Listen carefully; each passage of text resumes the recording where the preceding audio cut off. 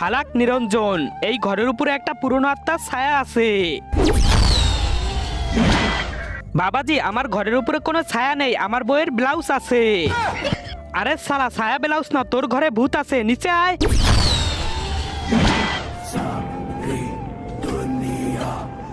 ওয়াহ, পুরনো আত্মা এসে পড়।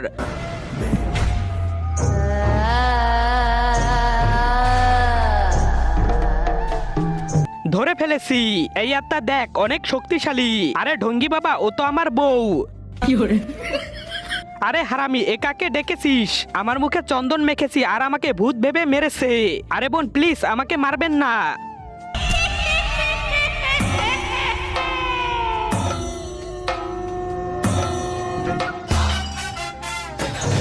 চলে যাও ওই ঘর থেকে।